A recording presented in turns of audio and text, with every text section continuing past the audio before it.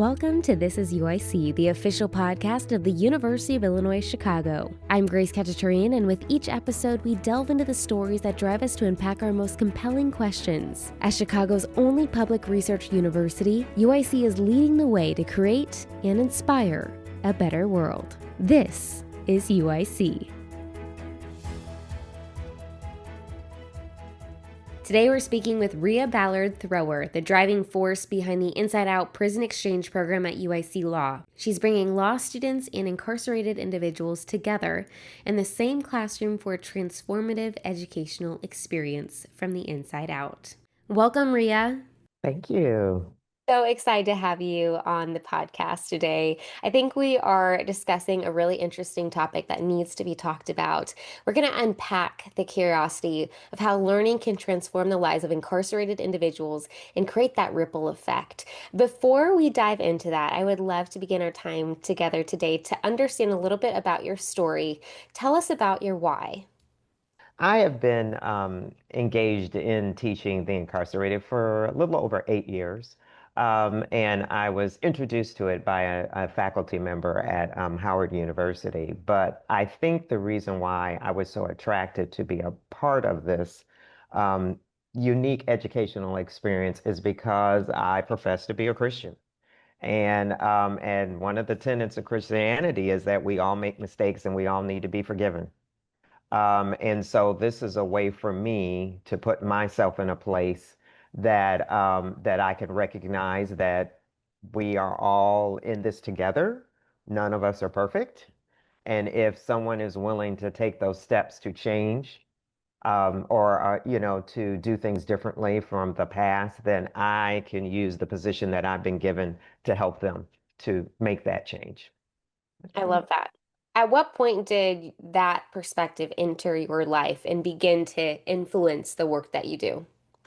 I think probably because, I've been raised this way for all of my life, and my parents are very much engaged in giving back in their communities and doing things. So that was always a part of my life. I think what was unique is that now this was an opportunity in which I could do something on a grander scale, other than, let's say, going to a food kitchen or doing activities through my church. My brother and I grew up doing all of those things with my parents, but this was something I could use professionally as a way to give back. And so I think that was a unique opportunity that presented itself.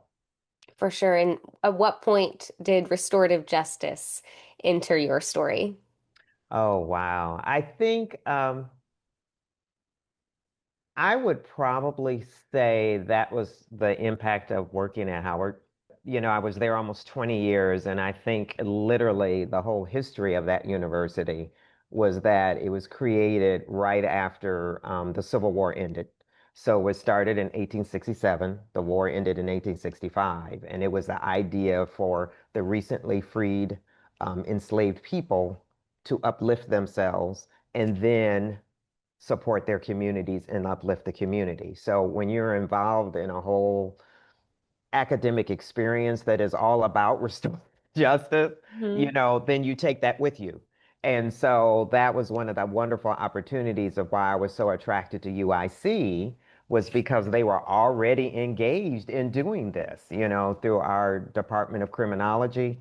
The faculty here are, by the way, were already well known. I literally was using their textbooks and my course at Howard, UIC faculty. So this was just a great synergy for me to come to this university to actually work with some of the people that I actually use their textbook because they were already teaching in Stateville Prison. They were teaching in Logan. They were already doing these things. So I think that was the idea of that, restorative justice was introduced to me at a different university, but then to build upon it coming here, which has been such a great experience. Yeah. Okay, Yeah. let's talk a little bit about the Inside Out program and how it all began. Yeah, so it was created in 1997 by a criminology professor at Temple University. Her name is Lori Pompa. And so she got the idea of taking her criminology students one day. She would take them to the jail or the prison, and they would have this like visit with some of the incarcerated people. And then she'd go back and then she'd talk to the students and then they talk about the experience. And it just, as you can imagine, just developed because the students would say, oh my gosh, it was so amazing. It was transformative. And this is just one day. And so eventually she did this for several years. And one of the incarcerated residents, by the way, we call them residents, Hmm. um, Paul, we call him Mr. Paul, and he basically approached Lori and said, have you considered making this a semester course? Instead of just having the students come one time, have Hmm. you thought about having them come more often? And the two of them developed what we now call Inside Out. It is now an international program. It is a full week's training. They do it online and on site in Pennsylvania. And you go, and it's just amazing because you spend the week actually at a facility, and then the incarcerated residents teach you. It's a train the trainers program. Many of them are there before Pell 1. So we actually had instructors who had PhDs. Wow. Yeah. That's And pretty it remarkable. and it's phenomenal. And so they teach these professors how to teach this course. So it's very extensive. You have to come with your syllabi. You have to come with, I mean, you come with all the stuff. You have to have concepts. You just don't show up. You literally have to have all of this idea as to what I think my course is going to be. And they sit down and that week they work with you. This is about your course. This is how it's going to work. How are you going to do this? They literally walk you through from the day one to how you're going to assess the students, how are you going to put your students together, how this dynamics are going to work. So at the end of the week that you feel very, very comfortable about taking outside students into a facility. So in the fall semester, I have the men's division, and then in the spring semester, we do the women's division. So we do it twice a year. What's the importance of a program like this, and what impact does it have on incarcerated individuals or resident students? Yes. So research has already proven it's all about recidivism, right? We're trying to break that cycle of, you're incarcerated, you get out, then a couple of years go back, and then you're back, and then and this cycle has just been constant. They come in, they go out, they come back in, they come back out. And education has always been one of those stopgaps, and the research proves it. This is not new. I mean, there's like 20, 30 years worth of research that says that if you educate the incarcerated, it gives them an opportunity to break that cycle. And so that's one of the things that I love about this program is because we do not water down the course. Mm. It is literally the same class that I would teach the law students at UIC Law. I literally pick up that course and just take it into the facility. I don't change it. It's the same class. It's the same assessments. It's all the same thing. And I jokingly tell my law students, get ready because they're some of the brightest minds are behind bars. Mm. And these people are exceptional, and then they're very dedicated and very thoughtful that they've been given this opportunity to participate in an educational course that's not high school. Hmm. The idea to take a collegiate level course inside a facility is very unique and special, and therefore they take it very seriously. I have been asked questions, and jokingly, I've told my students where one of my inside students asked me a question. I'm like, "Where did you get that?" And they're like, "Oh, that was in the footnote on page 22." I'm like, "Oh my gosh!" It's like, Wow. I mean, that's how impressive they are. Every semester, I'm just blown away with their dedication and their drive to learn. Yeah. Have you heard of stories and kind of testimonies of individuals inside students that have gone through the program and the impact it's had directly on them and their story? From a student who eventually went on and became a paralegal. And so she sent me a card, which was really lovely, just to say thank you and to how this helped her break the cycle. But I do want to say this is really interesting. In carceral facilities, they have a lot of rules and guidelines about contact. Mm-hmm. So one of the major components of the program is that we cannot use it for research. So I don't have all of these articles about these are my students, this is what their scores were, this is what they did before, this was the impact. We are literally not allowed to use them for research. Also, for some of the facilities, you cannot have contact with them for 2 to 3 years outside. And a part of it is safety. They want to keep the instructor safe, so it's rare, honestly, when I do hear from the students because I think they are so conscious of the fact that the facility tells them to not have contact with us outside. But I'm sure you can see just in the moment that you're interacting with them, the impact is probably evident even in the midst of it happening.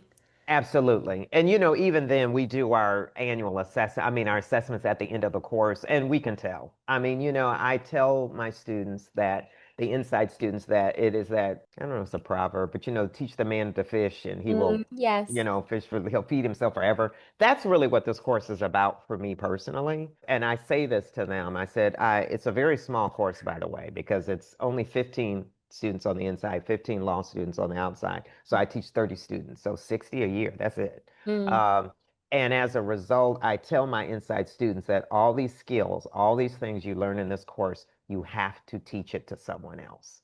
Go on your floor, go on your tier, teach them this is what a legal citation looks like. Because a lot of them, they see all these documents, they don't know what they mean. mhm. Tell them this is how they could fill out their form. So when they have a law library there, but a lot of times the law librarians say the things they ask for is not clear, the question, so they don't know how to respond because the question isn't written well enough. We do all of that for them. And so now at least I have 15 students. In the next semester, I have 15 more. And my goal is to build a core these students at the Cook County Jail who therefore can teach other ones to say, hey, this is what a citation looks like. If you want to find more cases on your particular topic, this is what you need to ask the law library for. So in that regard, I can totally see it. I mean, at the end of the semester, and they'll come back and tell me, oh, look at all the cases I pulled up. And I'm like, yes. Awesome. That kind of thing. So that's wonderful. But as far as, what happens to them outside, I wish I could find more of that out, but I believe in my heart that I know it has an impact on them Oh, because I see absolutely. it inside. It is so cool too how you're training them for that ripple effect impact. And I love what you were mentioning of when you teach a man to fish, you feed him for a lifetime. Yeah. And Mhm. I love that thought rather than feed a man a fish for a day. Day. I think that's a great analogy to put next to this. Yeah. What kind of response have you had for your law students in this program? Well, I think the fact that I have a waiting list, the students have to apply. It's such the buzz. I mean, even right now, I have people still pleading, "Can I please get in?" That to me tells me it's been really effective. Besides, they also have an assessment, and they constantly tell me, "Oh my God!" I mean, I literally have students who will say, "I wasn't thinking criminal justice before I took this course." Mm, And now I want to be a public defender. I mean, mind blowing mm. impact that this has had on some of our students, just having that one-on-one relationship with someone who's incarcerated. And so, from the law student perspective, that was always my goal because we do a great job of teaching students about the criminal justice process, about criminal law, but to sit in a room with someone who has actually experienced it in a way that your colleagues, because see, law schools do a great job. We have amazing clinics at UIC. We have a housing clinic, we got a criminal justice clinic. All those are wonderful, but you're really like the baby lawyer. Mm. And so it makes the experience a little different because you're going in there to help them, but you're representing them. This is different because you're their classmate. And so I think it makes them much more comfortable. And when we get into certain discussions about, do you need, responding to a search warrant, all these things that could happen. And I think they feel more comfortable saying, well, in my experience, this is what I think, or they'll do a lot of hypotheticals. Well, hypothetically, blah, blah, blah, that I'm not too sure they would say those things when it's a clinical experience because they realize you're the lawyer, you're representing me. I don't know if they would feel as comfortable when it's just, you're just my classmate. And let's just talk about this topic. And what kind of impact has this program had on you over the years? So at the end of every semester, I cry. And everybody knows this. My TA was like, oh my gosh, she's like handing me tissues. I mean, And I tell people, I tell my students, the inside students as well as the outside students, that that is to me one of the most amazing things about this course. It's not about what I can do for them, it's what they do for me. Mm, And it goes back to what I originally, when I said why I felt the need to be involved in this, is because it's to give them an opportunity to say, you can change. It's okay. One of the things about the program is that we're not allowed to know why they're there. And sometimes the men and the women volunteer on their own. They can, but typically I don't know. Don't ask, and that's not the purpose of the course. hmm And so, but the idea that when they come to me and say things like, I want to start my own business because we have business sessions. I want to do this. I hadn't thought about this. It tells me that I'm really having that impact on them, which was literally my goal, to know that it's okay. We all make mistakes. But if you're willing to meet us halfway, we're there to help pull you up and say, here's an opportunity, here's another door that you can try, instead of when you get out. Because that's the thing, they're all going to get out. Yeah. And when you get out, let's have some other avenues for you to take instead of that, destructive recidivism, that cycle that will just bring you back in. So hmm yeah, it's very emotional for me at the end. And so I usually cry. it just reflects the impact it has on all sides. Right. Now, in this conversation, I just hear really the story of redemption woven throughout the work that you're doing with your own belief system, but in the way that you are just presenting a cool opportunity for people inside a place where they maybe didn't expect something like this. But how has this theme of redemption and almost restoration entered this kind of program? I would say initially because I teach a skills course. And that's one of the things that's a little different from some of we are not the only ones that teach in Cook County. I mean, in fact, I believe all the area universities teach, Loyola, U Chicago, Northwestern, everyone has faculty who teach there. But one of the things that's unique about my class is that it's a skills class, which means I'm teaching them something that they can use to either assist their own selves when they want to, because many of them like to represent themselves in their own cases, or to help out one of their friends on their tier. And I think that's where this all ties in for me. It goes back to the fish analogy hmm because I use this as an opportunity to say, this can represent that change in your life. This can represent the redemption because you now have something that you have a value that you can pass on to somebody else. So not only have you been changed, but that's part of it. That's just step one. Now you have to take the next step and help someone else if they too want to have that redemption, if they do also want to change, that you can have a skill now that you can pass on to someone else and help uplift them. So, it's like I can uplift them, but then, when I literally in my mind think about, wow, if that guy or that female or that person goes out and then teaches somebody else who teaches somebody else who teaches somebody else. It's like, wow. It's like just my one little class. I mean, what the impact we can have. Just a catalyst for impact. In a similar thought process, what do you hope your inside students, if they were to just believe one thing about themselves, what do you hope it is that they believe about themselves?